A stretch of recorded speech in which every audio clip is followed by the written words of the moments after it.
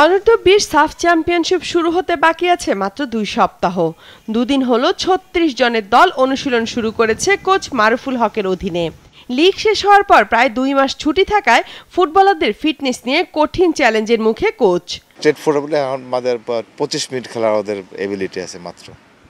এটাকে আমার মানে 120 মিনিটে নিতে হবে 2 সপ্তাহের ভিতরে। এটা একটা বড় চ্যালেঞ্জ। যেহেতু আমার সময়টাও কম, কারণ আমার তো 2 সপ্তাহ সময় পাবো, তারপরেও আমি আশাবাদী যে এই 2 সপ্তাহের ভিতরে যতটুকু আমাদের ম্যাক্সিমাম যতটুকু ফিটনেস নিয়ে আনানো যায় সেটা চেষ্টা করছি এবং ওখান থেকে ভালো কিছু করার জন্য তাদেরকে রেডি করছি। শুধু সাফ চ্যাম্পিয়নশিপই না, সেপ্টেম্বরে শুরু হতে যাওয়া অনূর্ধ্ব-20 এশিয়ান কাপের বাছাইয়ের জন্য দল চূড়ান্ত করা হবে এখান থেকে, যাদের ফিটনেসের পাশাপাশি দেখা হবে স্কিলও। দল হিসাবে বলি তাহলে সবাই কিন্তু এক্সপিরিয়েন্স, অনেকের লাস্ট 20 বা এএফসি সাব খেলার এক্সপিরিয়েন্স রয়েছে এবং ম্যাক্সিমাম যারা আছে তাদের প্রিমিয়ার লিগ খেলার এক্সপিরিয়েন্স রয়েছে।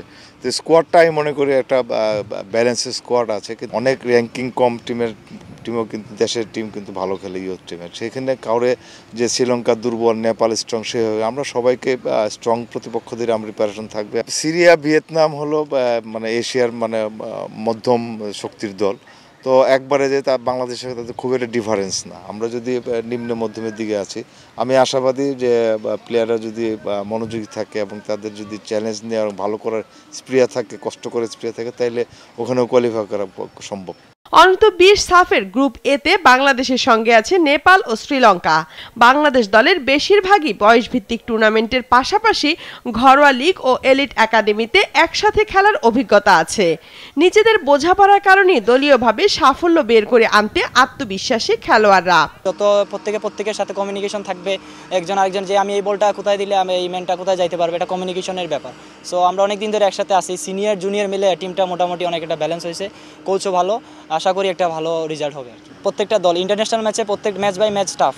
সো প্রতিপক্ষকে কখনো দুর্বলভাবে নেওয়া যাবে না, মানে দুই টিমই শক্তিশালী। আমাদের ফার্স্ট টার্গেট হচ্ছে ফার্স্ট ম্যাচে আমরা উইন করতে পারলে আমরা মোটামুটি তারপরে কন্টিনিউয়াসলি আগাইতে পারবো। সবাই যেহেতু ছুটি ছিল বাসায়, সবাই হয়তো প্র্যাকটিসে ছিল না, ফিটনেসের একটু ঘাটতি আছে। আমি কোচের সাথে একমত। আমার পজিশনে আগে খেলা প্লেয়ার আছে, আমি চেষ্টা করবো, আমরা সর্বোচ্চ 100% দিয়ে চেষ্টা করবো যে আমি বেস্ট ইলেভেনে জায়গা করার। বাংলাদেশের বয়স ভিত্তিকে মেয়েরা নিয়মিত দক্ষিণ এশিয়ার শিরোপা জিতলেও ছেলেদেরটা এখনো অধরা। গত অনূর্ধ্ব-20 আসরে ভারতের কাছে ফাইনালে হেরে শিরোপা হাতছাড়া হয়। সেই দলেরও বেশ কয়েকজন আছে এবার। শিরোপা আক্ষেপ ঘোচাতে মরিয়া এসব ফুটবলাররা।